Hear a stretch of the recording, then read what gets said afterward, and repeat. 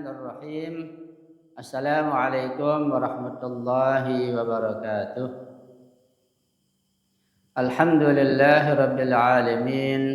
Wal aqibatu li ahli taqwa wal yaqin. Wala udwana illa ala zalimin. Ashhadu an la ilaha illallah wahdahu la syarika lah. Wa ashhadu anna sayyidana wa nabiyyana Muhammadan abduhu wa rasuluh. Allahumma salli ala Fatimah wa abiha wa ba'liha wa baniha wa sirril mustawda'i fiha bi'adadi ma ahata bihi ilmuk. Allahumma kun li waliyyika al-Hujjat ibn al-Hasan salawatuka alayhi wa ala abaihi fi hadhihi as-sa'ah wa fi kulli sa'ah waliyan wa hafidha wa qa'idan wa nasira wa dalilan wa 'ayna hatta tuskinahu ardaka taw'a wa tamatti'ahu fiha tawila birahmatika ya arhamar rahimin. Rabbi shrah li sadri wa yassir li amri wa hlul 'uqdatam min lisani yafqahu qawli, amma ba'du. Ikhwani wa akhwati rahimakumullah, alhamdulillah syukurillah pada malam Jumat ini kembali kita bisa berjumpa lewat Zoom. Dan pada malam ini kita mengadakan acara syahadah Sayyidah Fatimah Az-Zahra salamullahi alaiha. Sesuai tema yang sudah dibagikan dan diketahui, saya akan membahas seputar dengan tasbih Sayyidah Fatimah Az-Zahra, kisah fadilah dan khasiat membacanya. Dan saya berusaha secara sistematik menjawab 8 pertanyaan yang sudah disusun secara berurutan. Mudah-mudahan dengan waktu yang singkat ini bisa terjawab semuanya insyaallah. Yang pertama, bahwa saya ingin sampaikan tasbih Sayyidah Fatimah Az-Zahra alaihissalam yang dinisbatkan kepada beliau tentu pembahasannya sangat dalam, sangat luas. Dan tentu saya akan membahasnya sesuai dengan pengetahuan yang sedikit ini, bukan sebagai seorang ulama atau filosof atau sebagai seorang arif, tapi sebagai seorang yang hanya membaca, membedakan dan menjelaskan sesuai dengan kemampuan. Dan juga waktu yang singkat, semoga bisa kita menjawab berbagai pertanyaan seputar masalah tasbih Az-Zahra alaihi salam. Dan yang penting kita meyakini kehadiran beliau, kehadiran Sayyidah Fatimah Az-Zahra alaihissalam. Tentu bukan kehadiran fisik, bukan kehadiran materi, tapi kehadiran ma'nawiyah, kehadiran ruhaniyah. Itu sangat penting agar kita selalu merasa dekat kepada beliau dan kita merasa yakin beliau mencintai kita, merindukan kita, dan senantiasa memberikan bimbingan kepada kita serta syafaatnya pada kita semuanya insyaallah. Baiklah, saya akan mulai mengingat waktu juga tidak begitu banyak yang tersedia. Semoga kita bisa menyelesaikan apa yang sudah saya siapkan ini, catatan-catatan yang sudah saya tulis insyaallah. Dan semoga kita bisa memperhatikan dengan serius dan dapat memahaminya dengan baik dan bisa mengamalkannya dengan sebaik-baiknya insyaallah. Terkait dengan tasbih Sayyidah Fatimah Az-Zahra salamullahi alaiha. Yang pertama adalah bagaimana sebenarnya kisah tasbih Sayyidah Fatimah Az-Zahra alaihissalam di dalam ajaran Islam.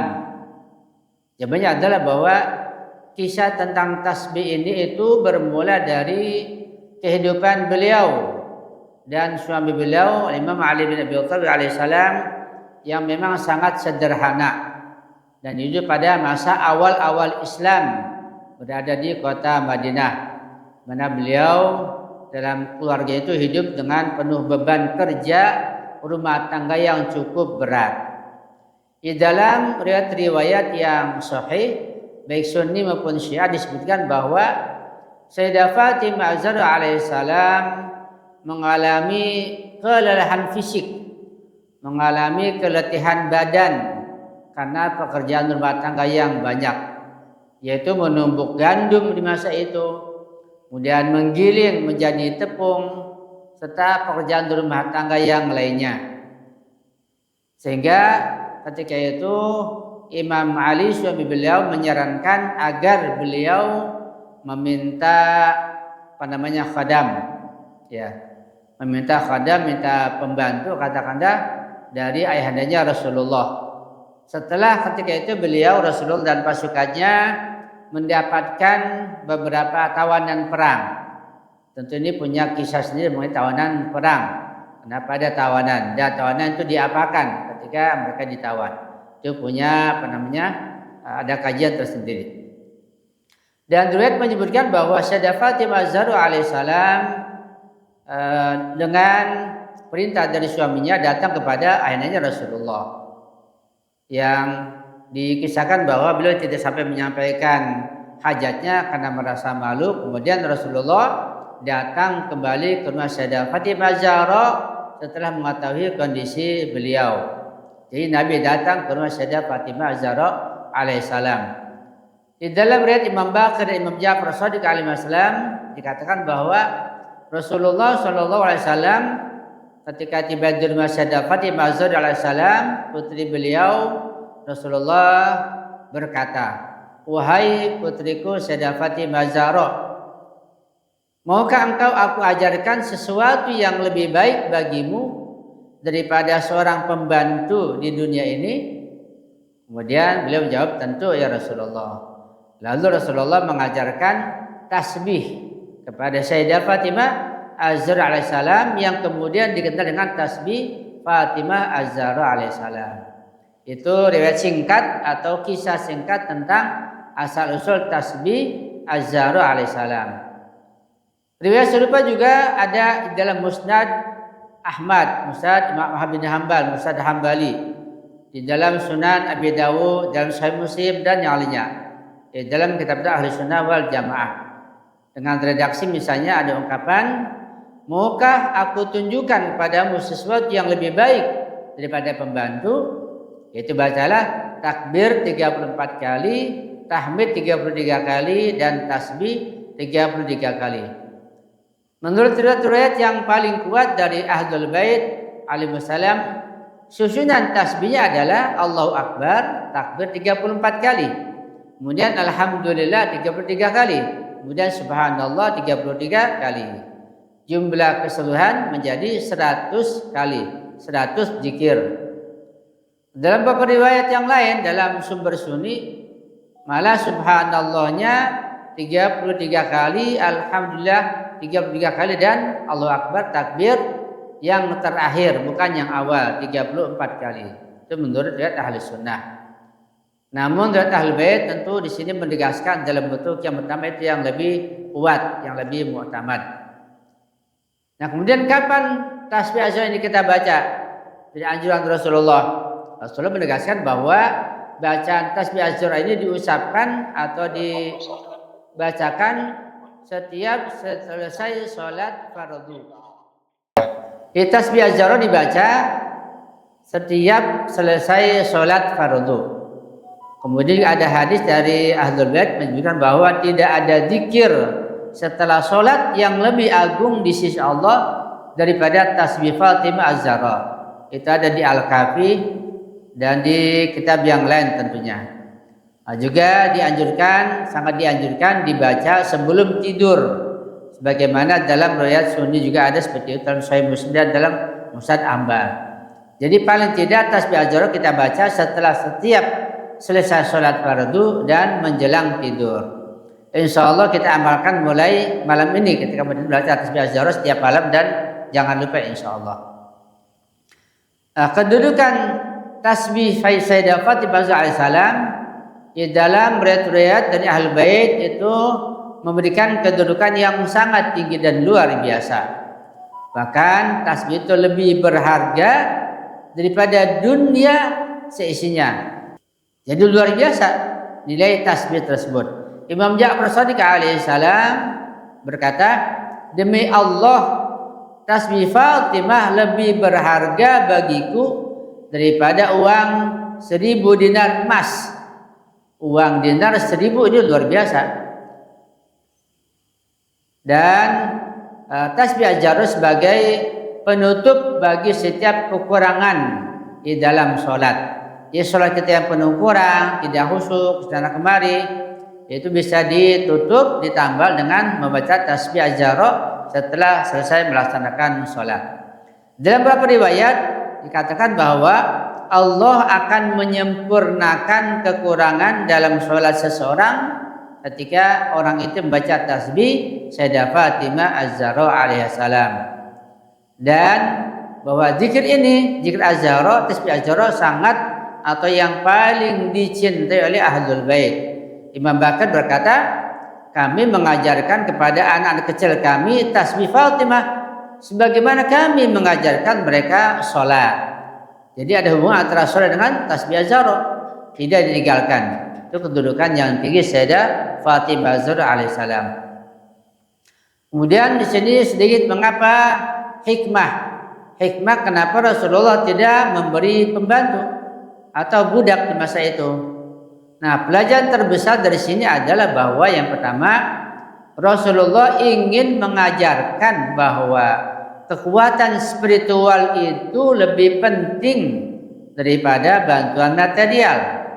Itu yang pertama. Yang kedua, bahwa beliau Shallallahu Alaihi Wasallam tidak ingin rumah Fatimah az-Zahra alaihissalam, putri tercintanya itu, dipisahkan dari standar hidup kaum muslimin yang sederhana di masa itu. Yang ketiga adalah bahwa tasbih ini adalah sebagai warisan langsung dari Rasulullah untuk keluarganya dan untuk seluruh umat sampai pada kita juga. Dan itu tentunya dari Allah Subhanahu wa taala. Hadiah dari Rasulullah itu dari Allah, tentunya dari Allah lewat Rasulullah kepada Sayyidah Zahra dan kepada kita, alhamdulillah, sampai tasbih tersebut. Jadi kesimpulan kisah ini adalah bahwa tasbih Fatimah az-Zahra alaihissalam itu muncul ketika beliau menghadapi kesulitan fisik dalam melakukan berbagai macam pekerjaan rumah tangga. Dan Rasulullah tidak memberi pembantu atau khodam atau budak, tetapi malah memberi zikir yang lebih baik daripada pembantu tentunya. Dan tasbih ini menjadi amalan utama setelah sholat dan juga menjelang tidur. Dan bahkan riwayatnya bersifat mutawatir ma'nawi dalam kitab tafsir maupun kitab Syiah. Jadi sangat kuat ini karena Sunni pun mutawatir secara ma'nawi. Dan zikir az-Zahra merupakan zikir istimewa yang paling dianjurkan oleh Ahlul Bait alaihissalam. Itu mengenai pertanyaan yang pertama tentang kisah tasbih az-Zahra. Sekarang pertanyaan yang kedua, mengapa Imam Ali alaihissalam tidak merasa malu dan enggan menyuruh istri tercintanya agar meminta pembantu kepada ayahandanya Az-Zahra Rasulullah, itu mertua beliau? Dan mengapa Imam Ali alaihissalam tidak menyediakan pembantu untuk rumah tangganya? Bukankah hal itu menjadi kewajiban beliau? Jawabannya adalah bahwa ini jawaban ilmiah, jawaban yang lengkap, juga sekaligus jawaban yang penuh kelembutan tentang mengenai kehormatan Imam Ali dan Sayyidah Fatimah az-Zahra alaihi wassalam. Mengapa Imam Ali alaihissalam meminta Sayyidah Fatimah az-Zahra alaihissalam, istri tercinta beliau, agar menemui Rasulullah untuk meminta pembantu, meminta budak? Perhatikan jawabannya, paling tidak ada 4 alasan yang besar, yang global, dan semuanya menunjukkan tentang kemuliaan mereka, bukan menunjukkan kekurangannya. Alasan pertama, bahwa hal itu bukan karena rasa malu yang hilang, tetapi karena makam keluarga Nabi yang sangat dekat. Jadi kita di sini perlu memahami bahwa Imam Ali beda dengan yang lain. Ya, beliau bukan sekedar menantu pada umumnya. Imam Ali alaihissalam bukan orang luar dibanding menghadapi Rasulullah, bukan menantu biasa beliau itu. Ia dibesarkan oleh Rasulullah sejak kecil di rumah beliau, seperti anak kandung beliau sendiri. Hubungannya dengan Rasulullah sangat dekat sekali. Hubungannya sebagai sepupu yang dekat, sebagai anak asuh beliau, bahkan sebagai sahabat terdekat sejak kecil beliau, bahkan menantu beliau, pemegang rahasia Rasulullah. dan orang yang paling dipercaya oleh Rasulullah. Jadi luar biasa, sangat dekat sekali. Karena itu ketika sangat dekat sekali seperti itu, meminta bantuan kepada Rasulullah bukanlah sikap yang tidak sopan, melainkan sangat wajar dalam budaya keluarga Ahlul Bait alaihissalam. Apa contohnya? Contohnya seseorang yang dibesarkan oleh ayahnya sendiri tentu tidak perlu merasa malu meminta sesuatu yang memang dibutuhkan keluarganya, karena hubungan itu bukan hubungan resmi secara formal, tetapi keluarga inti. Misal anak kita tidak akan malu minta kepada kita tidak akan malu minta kepada ayah kita, karena hubungan keluarga yang dekat, yang sangat dekat. Gitulah hubungan kedekatan Imam Ali alaihissalam dengan Rasulullah SAW. Alasan kedua adalah bahwa Imam Ali alaihissalam tidak menyuruh Sayyidah Fatimah untuk mengemis. Imam Ali tidak menyuruh istrinya untuk mengemis. Tetapi yang diminta adalah hak kaum muslimin setelah terjadinya peperangan. Jadi ini pun bukan pembantu biasa kayak pembantu yang ada di kita, bukan. Ini pembantu berupa budak, yaitu hasil rampasan perang. Mereka yang ditawar menjadi budak itu dibagi-bagi. Sehingga ketika kembali menyuruh meminta kepada Rasulullah, ini meminta hak, bukan untuk mengemis. Jadi bukan mengemis sama sekali. Jadi saat itu umat Islam ketika perang memperoleh tawanan setelah peperangan, dan setelah hukum syar'i tawanan bisa dibagikan kepada fakir miskin, pada keluarga syuhada, pada keluarga Rasulullah sendiri, terutama yang hidup miskin. Sayyidah Fatimah dan Imam Ali alaihissalam termasuk mustahik, orang yang berhak mendapatkan dan menerima bagian bantuan tersebut berupa tawanan sebagai pembantu nantinya.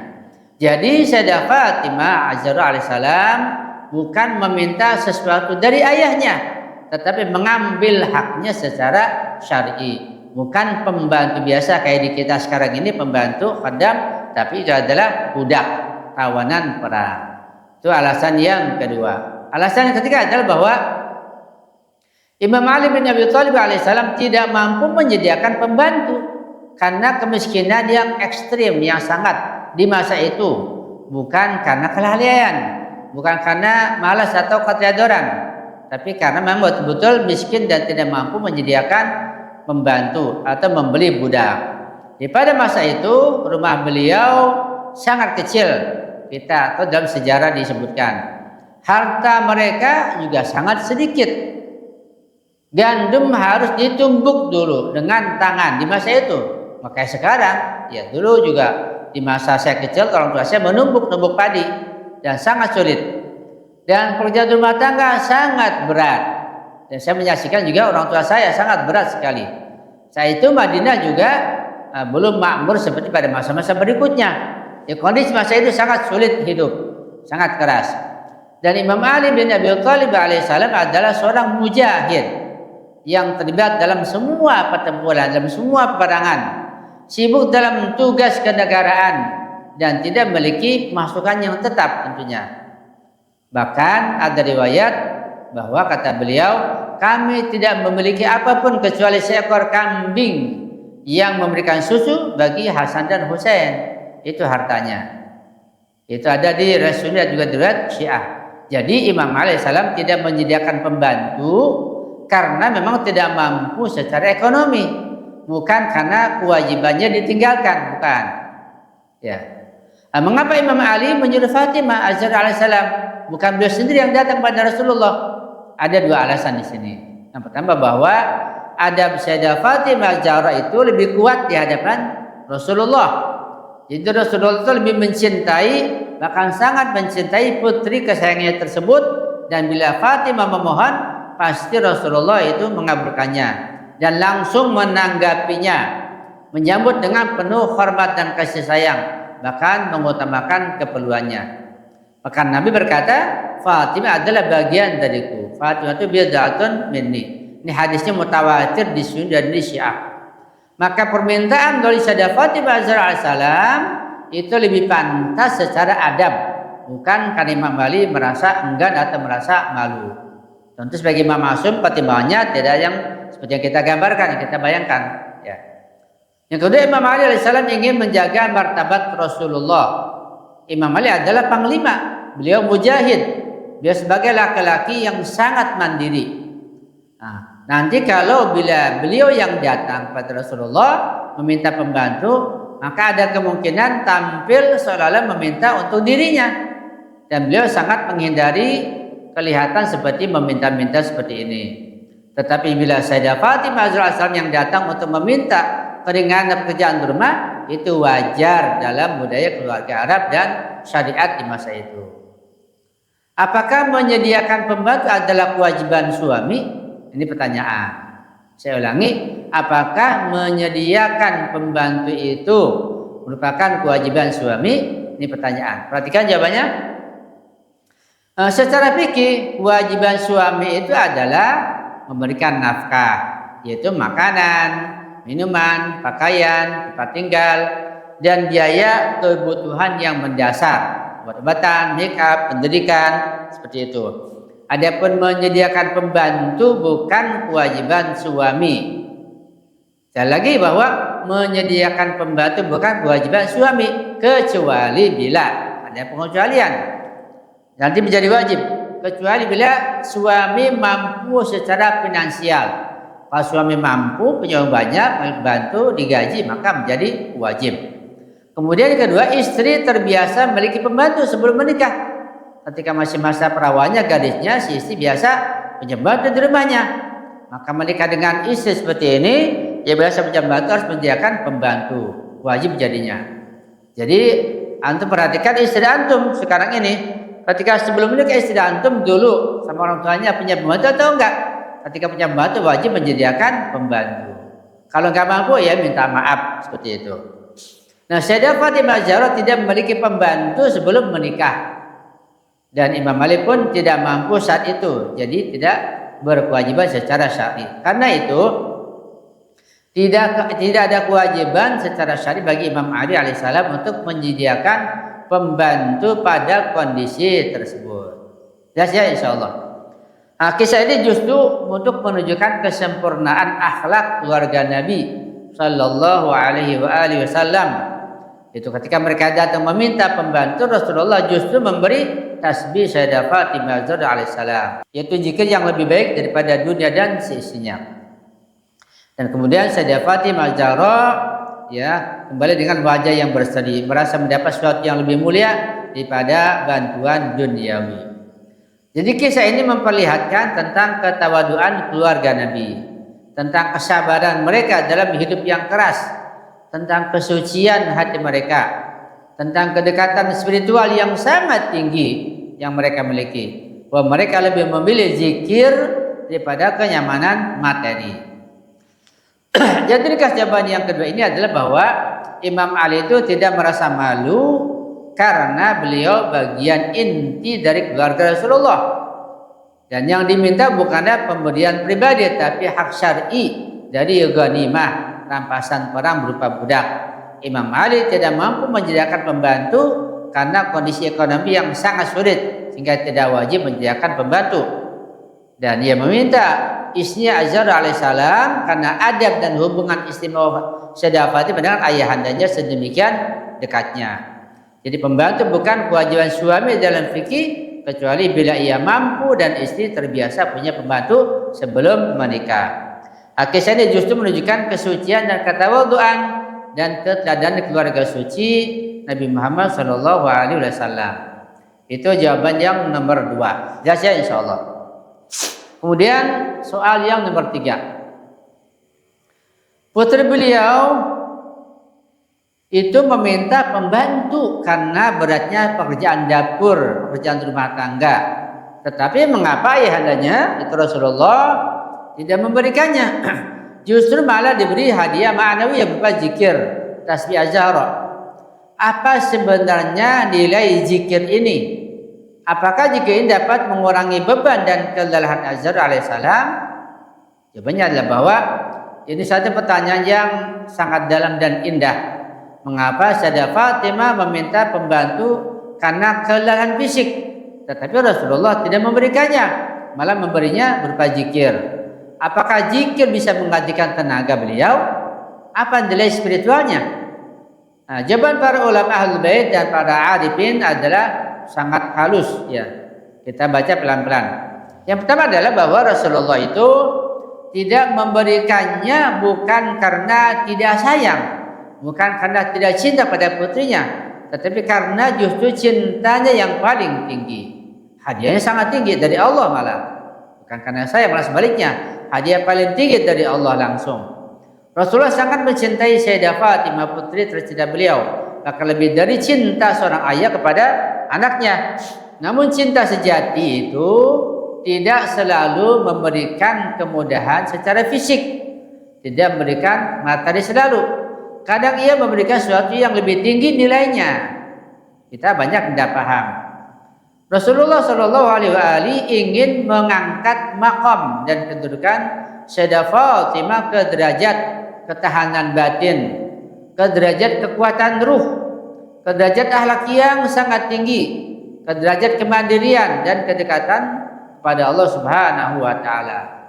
Beliau tahu bahwa zikir akan menjadi sumber kekuatan yang jauh lebih tinggi, jauh lebih besar daripada pembantu. Jadi luar biasa ini pemberian Rasulullah yang bukan berupa materi semata. Dan mengapa Rasulullah tidak memberi pembantu padahal tersedia tawanan? Para ulama menjelaskan ada dua alasan. Yang pertama adalah Rasulullah menjaga keadilan sosial. Di tawanan perang pada masa itu diberikan kepada orang miskin, kepada janda dan syuhada, ya, pada keluarga yang benar-benar tidak mampu untuk mengurus dirinya. Dikasih pembantu, dikasih budak, nanti dipekerjakan. Nah, kalau Nabi langsung memberi pembantu kepada anak-anak beliau, pada keluarga beliau, pada Zahra alaihissalam, nanti akan muncul kecemburuan sosial. Ini berbahaya. Akan muncul tuduhan nepotisme. Nanti akan muncul ketidakadilan dalam distribusi ghanimah.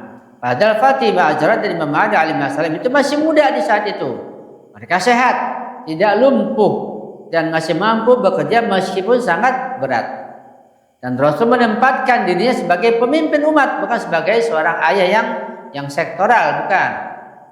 Yang kedua, beliau ingin rumah tangga atau rumah Sayyidah Zahra alaihissalam tetap menjadi tauladan kesederhanaan bagi umatnya. Ya, orang-orang akan menjadikan rumah Fatimah dan Ali alaihissalam sebagai standar kehidupan Islam. Nah, jika Sayyidah Fatimah diberikan pembantu, maka nanti akan terjadi orang biasa tidak lagi bisa menirunya. Dan standar hidup Ahlul Bait menjadi terpisah dari rakyat jelata. Dan pendidikan tentang zuhud itu akan berkurang nilainya di masyarakat. Jadi Rasulullah ingin rumah Fatimah tetap menjadi mercusuar kesucian dan kesederhanaan, menjadi tauladan bagi umatnya. Apakah zikir bisa mengurangi beban fisik Sayyidah Fatimah Zahra? Ini bagian yang penting, soal yang penting. Jawabannya adalah bahwa iya, dengan cara yang bukan material tetapi spiritual dan psikologis. Dalam riwayat dikatakan bahwa zikir ini lebih baik bagi kalian daripada pembantu. Ini hadisnya mutawatir. Apakah lebih baik daripada fisik? Ya, secara fisik tidak. Pembantu itu mengangkat beban fisik. Tetapi jika ini memberikan 3 kekuatan. Zikir Sayyidah Fatimah memberikan 3 kekuatan. Perhatikan, pertama kekuatan batin yang mempengaruhi tubuh. Jadi jika ini bisa menguatkan batin, kemudian bisa menguatkan tubuh, pengaruhnya ke tubuh. Nah, para menjelaskan bahwa ketika manusia kuat, tubuh pun akan lebih sabar. Ya. Jadi ketika ruh itu sangat kuat, maka nanti tubuhnya akan lebih sabar. Kemudian lebih lambat dalam merasa lelah, punya ketahanan yang lebih tinggi, tidak mudah stres, tidak cepat letih secara emosional. Jadi banyak manfaatnya. Nah, zikir Fatimah Zahra adalah zikir energi yang memperkuat ruh sehingga tubuh turut menjadi kuat juga. Imam Ja'far Shadiq berkata, kami tidak mengetahui zikir setelah sholat yang lebih besar pahalanya dan lebih memberi kekuatan daripada tasbih Sayyidah Fatimah Zahra. Nah, karena waktu nggak mungkin saya detail bahas ini, saya baca saja, saya lewati saja tentang kekuatan ma'nawiyah, kekuatan rohaniah, kekuatan tenaga dalam itu apa? Itu panjang pembahasannya, kita lewati saja. Kemudian juga zikir ini juga menghilangkan tekanan mental yang justru malah membuat lebih kuat lagi ya ketika tekanan mental dihilangkan. Kemudian para psikolog menjelaskan bahwa 70% kelelahan itu berasal dari mental, bukan fisik. Ketika mental dikuat dengan zikir, maka fisik akan menjadi kuat. Nah, jadi jika hati itu tenang, pikiran ringan, jiwa lapang, maka pekerjaan terasa lebih mudah walaupun berat secara fisik. Ya, di masalah mental itu penting. Sering saya contohkan, ketika orang kerjanya gajinya sedikit, hanya 3 juta, kerjanya ringan, dia merasa capek, malas. Tapi orang yang gajinya besar, sebulan 50 juta, kerjanya berat, dia merasa ingin malah menambah lagi kerjanya.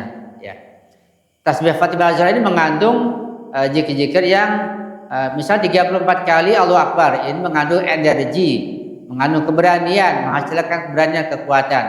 33 kali Alhamdulillah, ini mengandung syukur, menghapus ke berbagai keluhan dan stres. 33 kali Subhanallah, ini membersihkan hati, kejernihan batin. Ya, jadi ini bukan zikir biasa, tapi paket pembangkit jiwa kalau dipahami dan diamalkan sesuai dengan aturannya tentunya. Yang ketiga, jika ini menghubungkan Sayyidah Fatimah Az-Zahra kepada sumber kekuatan terbesar, yaitu Allah Subhanahu wa Ta'ala. Jadi ketika seorang dekat dengan Allah, maka kegelisahan akan hilang, kelelahan akan berkurang, jiwa menjadi stabil, hati mendapat sakinah, ketenangan ilahiyah. Ini pentingnya mendekati Allah atau dekat dengan Allah, tentu dengan pemahaman, dengan ma'rifatullah, dengan berbagai syaratnya tentunya. Nah, dalam bahasa Arifin bahwa zikir ini dapat membukakan pintu rizki batin. Ada rezeki lahiriah yang rendah, yang ringan berupa uang, berupa materi. Ada rezeki batin yang akan membuat pekerjaan nanti dunia menjadi ringan. Bahkan beliau Sunni pun, Sayyidah Fatimah Az-Zahra berkata setelah menerima zikir tersebut, sejak itu aku tidak pernah merasa letih dalam bekerja. Luar biasa.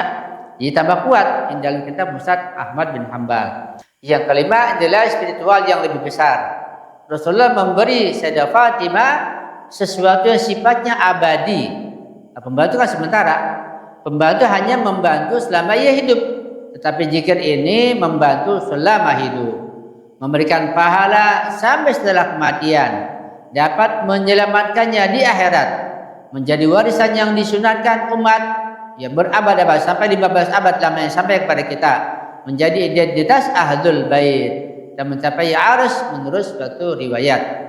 Seorang pembantu hanya mengurangi pekerjaan dunia, tetapi zikir ini mengangkat derajat Sayyidah Fatimah ke makam yang sangat tinggi, ke makam tertinggi wanita ke seluruh alam, sehingga nisa'il alamin. Dan Rasul melihat kebutuhan putrinya bukan hanya fisik, tetapi jiwa dan derajat spiritual. Ini pemberian yang sangat tepat, yang luar biasa, yang juga sampai kepada kita. Rangkaian ini kajiannya adalah bahwa Rasulullah tidak memberi pembantu karena keadilan sosial dan agar rumah Fatimah menjadi teladan kesederhanaan. Nah, kedua, jika ini memberi energi batin, ketahanan jiwa dan ketenangan sehingga beban fisik itu terasa lebih ringan. Ketiga, jika ini adalah hadiah langit, bukan benda dunia. Yang terusnya adalah bahwa ia meningkatkan kekuatan ruh secara tidak langsung, meringankan tubuh. Jadi jika apa akan menguatkan ruh. Itu ada pada bahasan pada tempatnya. Dan seorang pembantu itu hanya membantu urusan dunia, tapi zikir Sayyidah Fatimah membantu dunia dan akhirat. Itu soal yang ketiga. Soal yang keempat, ya mungkin gak bisa jawab soal yang semuanya ini karena waktunya. Soal yang keempat, ada yang mengatakan bahwa sebenarnya pekerjaan rumah tangga yang dilakukan oleh Azhar alaihissalam itu sama juga seperti yang dilakukan oleh para istri yang lain di masa itu. Jadi sebenarnya pekerjaan-pekerjaan tersebut wajar-wajar saja. Bagaimana menanggapi hal ini? Jawabannya bahwa pandangan bahwa pekerjaan rumah yang dilakukan oleh Sayyidah Fatimah alaihissalam itu sesuatu yang wajar. Ini sama seperti wanita Arab di masa itu. Ini benar secara sosial, tetapi tidak lengkap dan tidak bisa dijadikan sebagai jawaban yang tepat. Ya, bahkan bisa menyesatkan jika tidak dijelaskan secara utuh. Ya, jawabannya adalah secara komprehensif. Yang pertama bahwa betul pekerjaan rumah adalah hal biasa untuk wanita Arab di masa itu. Pada abad ke-7 di Madinah, mereka biasa menumbuk gandum, menggiling tepung, mengambil air, memasak, mengasuh anak, membersihkan rumah, dan lain sebagainya. Ini adalah pekerjaan-pekerjaan umum bagi wanita di masa itu, baik yang kaya maupun yang miskin, kecuali keluarga kaya yang memang punya budak, bisa membeli budak. Namun yang luar biasa adalah jumlah dan berat pekerjaan yang dilakukan oleh Sayyidah Fatimah Az-Zahra alaihissalam. Ya, alasannya adalah rumah Sayyidah Fatimah sangat miskin, kemudian lebih miskin daripada rata-rata masyarakat di Madinah ketika itu. Riwayat Sunda Syiah menjelaskan bahwa ini menggambarkan dengan jelas bahwa rumah mereka Ahlul Bait tidak memiliki kasur yang empuk di masa itu, hanya memiliki kulit domba. Mereka tidur tidak di atas kasur. Pakaian Fatimah alaihissalam sangat sedikit hingga terkadang tidak layak untuk menerima tamu. Mereka sering tidur dengan perut yang lapar.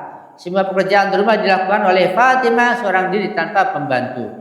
Nah, sebaliknya, banyak wanita Ansor di masa itu memiliki tetangga yang dekat, keluarga besar.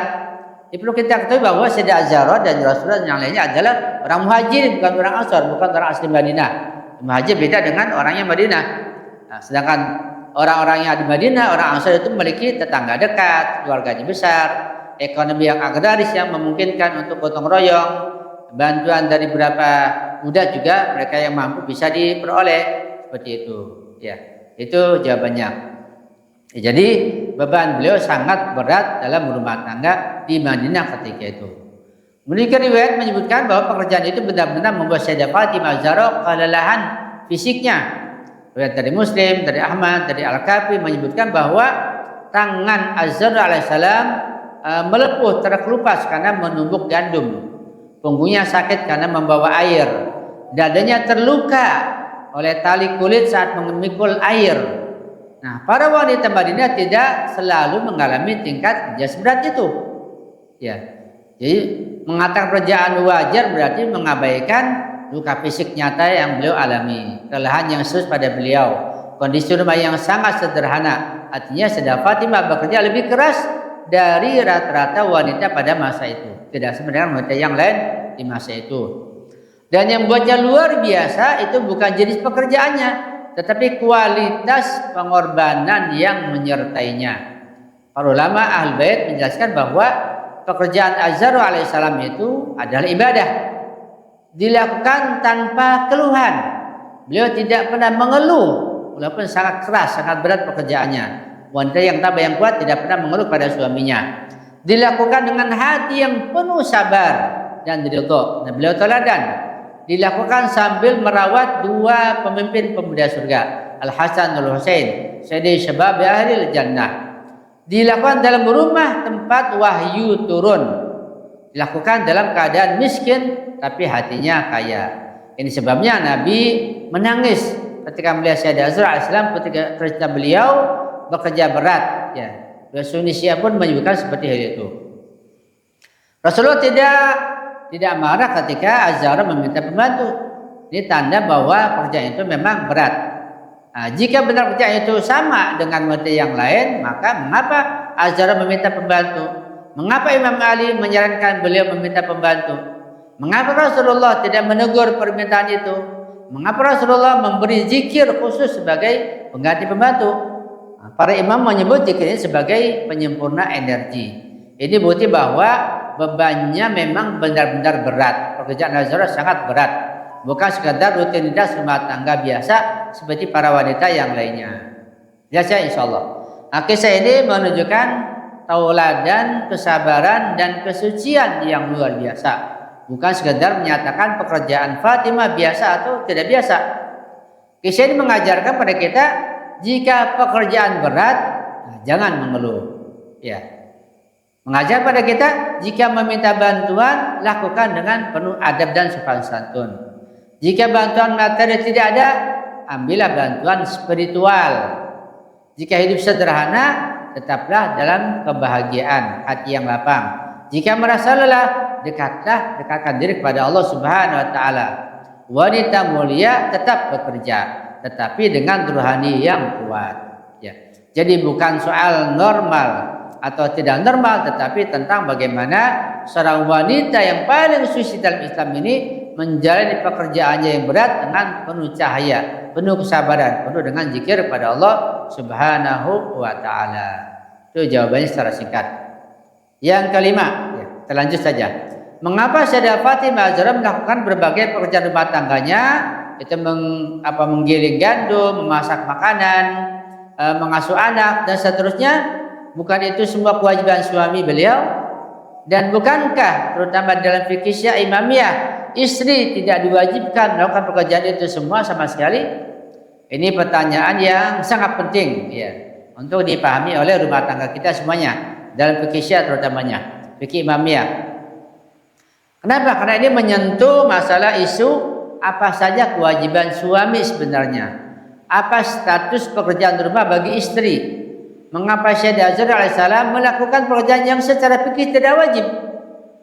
Nah, jawaban yang benar memerlukan pemisahan antara hukum syar'i, adat zaman itu dan akhlak ahlul bait. Jadi beda antara fikih dengan akhlak tentunya. Akhlak lebih mulia, lebih tinggi. Saya akan menjelaskan secara singkat tentunya. Yang pertama, dalam fikih Syiah, istri tidak wajib melakukan pekerjaan rumah tangga sama sekali. Hukumnya sangat jelas. Para fuqaha Syiah mengatakan bahwa istri tidak wajib memasak, tidak wajib membersihkan rumah, istri tidak wajib mencuci pakaian, tidak wajib mengasuh anak, tidak wajib menggiling gandum dan seterusnya. Bahkan istri tidak wajib memegang satu butir jarum pun untuk menjahit pakaian suaminya. Itu kata para fuqaha. Imam Ahmad mengatakan bahwa tidak wajib atas istri melakukan pekerjaan rumah tangga walaupun sedikit, walaupun remeh. Ini adalah ijma fuqaha Imamiyah. Jadi benar bahwa Fatimah Az-Zahra tidak berkewajiban melakukan pekerjaan rumah tangga. Ya. Lalu mengapa Sayyidah Az-Zahra melakukannya? Apa alasannya? Ada 4 alasan utama yang tidak bertentangan dengan fikih. Diperhatikan, mengapa Az-Zahra melakukan pekerjaan berat? Ya, padahal tidak wajib. Ada 4 alasannya. 4 landasan. Yang pertama, karena akhlak dan kerelaan pribadi bukan kewajiban. Sayyidah Az-Zahra alaihissalam melakukan pekerjaan rumah bukan karena wajib, tetapi karena cinta, karena kesabaran, karena kerelaan, karena akhlak mulia, dan karena beliau ingin meringankan beban suaminya Imam Ali bin Abi Thalib alaihissalam. Dengan kata lain bahwa beliau memilih melakukan sesuatu yang tidak wajib karena keutamaan akhlak. Ini sangat penting. Ada kewajiban syar'i dan ada kewajiban akhlak yang jauh lebih tinggi dibandingkan batas minimal syariat. Sayyidah Fatimah selalu mengambil jalan akhlak yang lebih tinggi, yang lebih mulia. Yang kedua, karena kehidupan mereka sangat miskin sehingga tidak mampu menggaji pembantu atau membeli budak.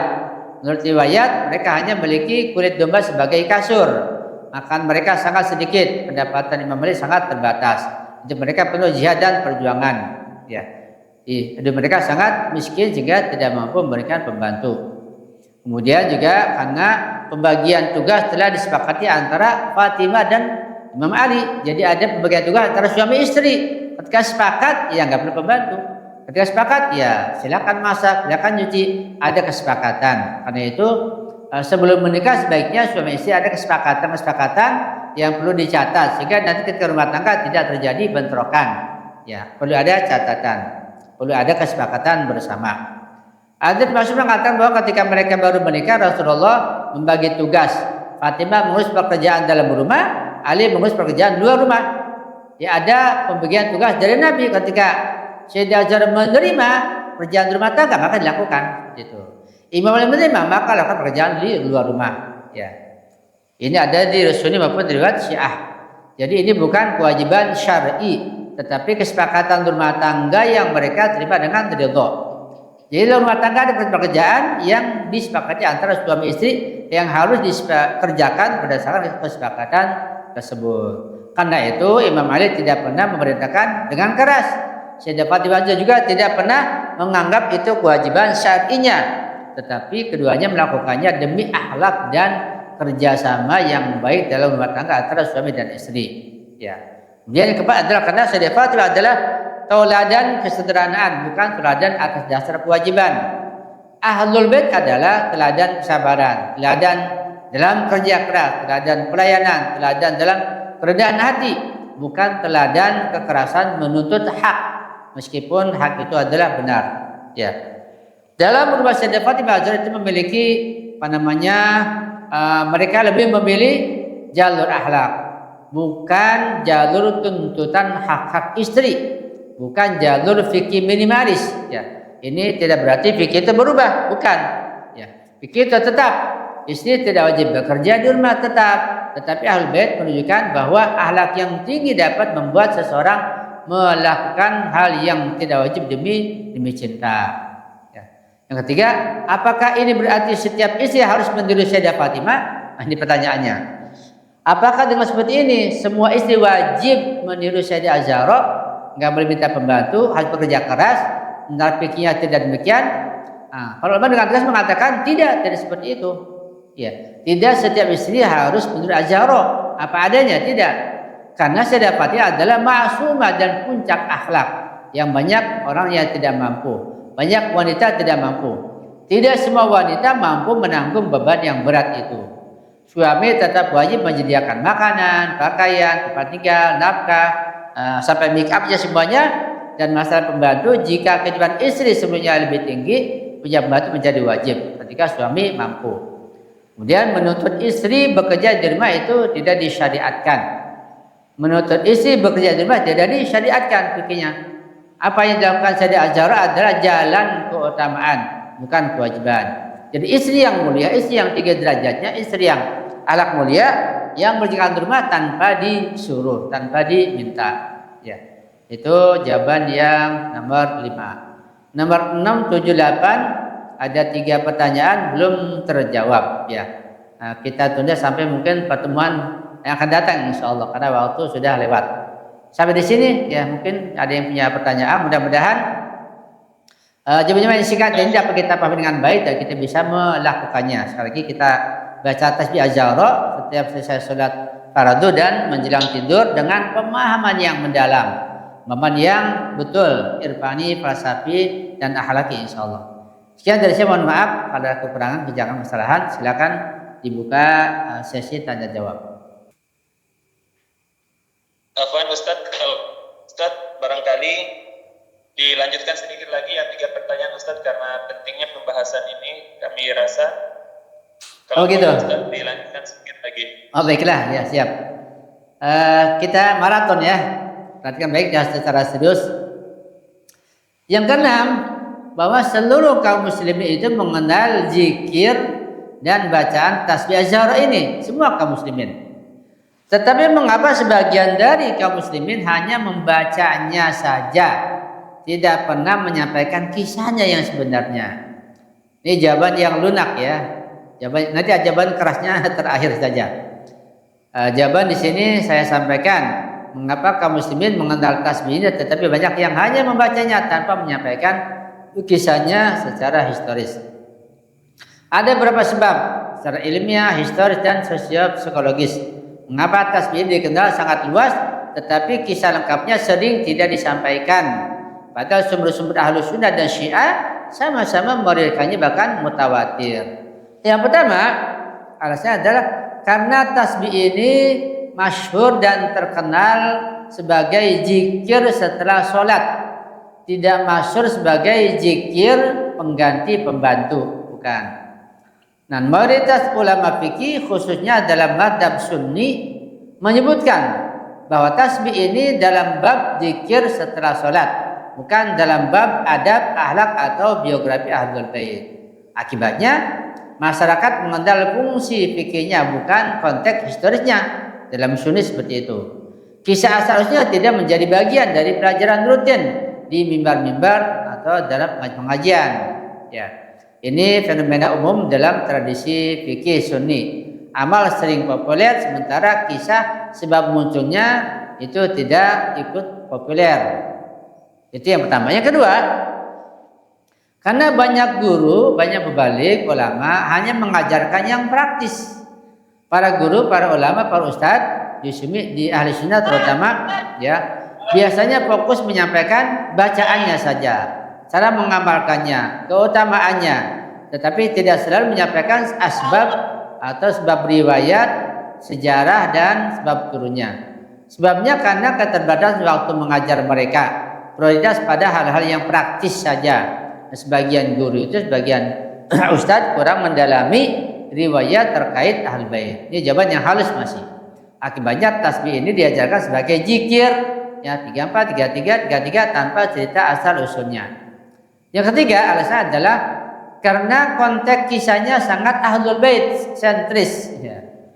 Asal mula tasbih ini sangat terkait dengan ahlul bait. Ini yang sebagian mereka menghindarinya. Itu salah besar. Misalnya sangat dekat dengan kisah Az-Zahra alaihissalam, Imam Ali, kehidupan rumah tangga beliau, berinteraksi khusus dengan Rasulullah. Yang pada awalnya mereka menjauhkan ahlul bait, menghilangkan fadilah-fadilahnya. Nah, bagi sebagian umat Islam, terutama yang tidak menekankan pembelajaran ahlul bait sebagai tokoh utama sudah Nabi, kisah-kisah seperti ini kurang mendapat prioritas. Sekalipun diriwayatkan dalam kitab-kitab mereka sendiri, kitab Sunni sendiri. Contoh rujukan Sunni misalnya Musnad Ahmad bin Hanbal, Sunan Abu Dawud, Sahih Bukhari dan lainnya banyak menyebutkan kisah tersebut, tapi tidak disampaikan dari ulama mereka. Tapi banyak masyarakat tidak mengetahuinya karena fokus kajian mereka pada sahabat-sahabat yang lain. Mereka mengutamakan sahabat. Ya. Kurangnya budaya riwayat ahlul bait dalam materi pengajian umum bahkan cenderung dihilangkan. Sangat disayangkan. Yang rugi mereka sendiri. Kita beruntung alhamdulillah. Alasan keempat karena kisahnya mengandung makna moral yang berat. Kisah ini bukan sekedar cerita minta pembantu, bahkan ia membawa pesan yang besar. Apa pesannya? Itu kesederhanaan rumah tangga ahlul bait, ketegaran seorang perempuan mulia dalam menghadapi beban hidup, penghormatan Nabi terhadap kerja Sayyidah Az-Zahra alaihissalam, dan bahkan zikir ini lebih kuat daripada sekadar bantuan material, serta kehidupan asketik Rasulullah terhadap keluarganya. Ini kisah yang menyengat nurani, tidak semua orang siap menjadikannya sebagai teladan, sehingga sebagian mereka lebih nyaman mengambil amalnya tanpa hikmahnya. Karena itu yang benar adalah tasbih Fatimah Zahra Allahu Akbar 34, Alhamdulillah 23, kemudian baru Subhanallah 33. Tanpa ini adalah zikir yang Rasulullah berikan kepada Az-Zahra saat ia tidak mampu melakukan pekerjaan rumah tangga yang sangat berat itu. Yang kelima karena kisahnya menyikapi betapa beratnya kesusahan hidup Sayyidah Fatimah Az-Zahra alaihissalam. Sebagian mubalik mengatakan mereka enggan menyampaikan bahwa Fatimah menggiring gandum hingga berdarah, bahwa ia mengangkat air hingga punggungnya memerah, bahkan Ali mengadu tanah hingga dadanya kotor. Bahwa keluarga suci itu hidup dalam kemiskinan ekstrim di masa awal. Mereka ingin menyampaikan itu alasannya, padahal tidak demikian. Yang sebenarnya karena mereka sebagian mereka sengaja ingin mempertahankan madhabnya dan menghindari madhab ahlul bait. Ya. Jadi setengah umat Islam ini tidak merasa nyaman mendengar tentang kisah yang sebenarnya kata mereka seperti itu, menjadi alasan mereka. Yang keenam alasannya karena dalam sebagian tradisi ada sensitivitas terhadap kisah-kisah Sayyidah Fatimah Zahra. Secara historis, sebagian besar narasi tentang Sayyidah Fatimah dan Imam Ali itu dirawat dan dijelaskan panjang lebar oleh literatur Syiah. Nah, mereka menjauhkan Syiah sehingga mereka tidak sejalan dengan kisah ini. Literatur Sunni meriwayatkan tetapi tidak menjadikan sebagai sentral. Nah, akhirnya umat Sunni mengenal bacaannya saja. Umat Syiah mengenal bacaannya juga beserta kisahnya dan bahkan falsafinya dan irfaninya juga lebih luas lagi, sehingga khasiatnya jauh lebih tinggi yang diperoleh oleh orang-orang Syiah. Ya, itu jawabannya. Kesimpulan tasbih Az-Zahra terkenal karena amalannya bukan karena kisahnya di kalangan mereka. Ya, jadi khasnya umat hanya menghafal lafaz zikirnya saja, tetapi banyak yang tidak mengenal pesan moral, pesan kemanusiaan, kerohanian dan sejarah Ahlul-Bait yang meriwayatkan tersebut. Itu yang keenam. Yang ketujuh, setiap zikir supaya berpahala dan berkhasiat harus memenuhi 3 tingkatan, lisani, qalbi dan amali. Terkait dengan tasbih Az-Zahra apa saja tingkatan zikir tersebut? Ini jawabannya panjang ini. Panjang saja jawabannya, tapi saya singkat sajalah sekedar untuk memenuhi jawaban yang nomor 7 ini, bahwa setiap zikir selawat, zikir istighfar, zikir tasbih ajaro, ketika dia memiliki nilai yang tinggi dan akan berhasiat yang besar, tentu harus memenuhi 3 tingkatan, yaitu lisani, qalbi, dan amali. Lisannya pasti baca zikir sesuai dengan urutannya, jangan dirubah-rubah. Qalbinya meyakininya, ada ilmu pengetahuannya dengan keikhlasan, hatinya bersih, dan amalnya mengamalkan semua amal ibadahnya juga muamalahnya sesuai dengan bimbingan Az-Zahra dengan Imam Ali, sehingga berhasiat yang luar biasa. Itu jawaban singkat. Jawaban panjang nggak mungkin saya bahas secara detail. Kemudian yang yang terakhir ya. Terakhir yang ke-8. Setiap zikir dalam hal ini tasbih Az-Zahra paling tidak ada 3 tingkatan ulama yang memandangnya, mereka berbeda-beda. Apa pandangan akhlaki, falsafi, irfani terhadap tasbih Az-Zahra ini? Ini pun jawabannya panjang ya. Tentang pandangan akhlaki, falsafi, irfani yang sangat berat kalau saya sampaikan di sini secara akhlaki dan irfani. Karena tingkatan irfan yang paling tinggi itu. Sehingga kalau kita baca sebenarnya, kita paham dengan sesungguhnya, akan mencapai seorang ke tingkatan irfani, syuhudi yang luar biasa. Ya, nanti kita bahas lagi lain kali insya Allah. Bahkan juga ada pertanyaan yang belum saya sampaikan mengenai tasbih ini, misalnya terkait dengan pertanyaan tambahan, misalnya rahasia metafisik, mengapa tasbih ini diberikan sebagai solusi atas keletihan fisik, begitu. Kemudian mengapa rahasia 34, 33 dalam perspektif filsafat dan irfan? Ini perlu jawaban di lain kesempatan, insya Allah saya akan bacakan. Itu dari saya, mudah-mudahan bermanfaat bagi kita semuanya. Saya akhiri, semoga kita bisa mengamalkan ini semuanya. Amin ya rabbal alamin. Sekian dari saya, silakan kalau ada yang mau bertanya, dipersilakan.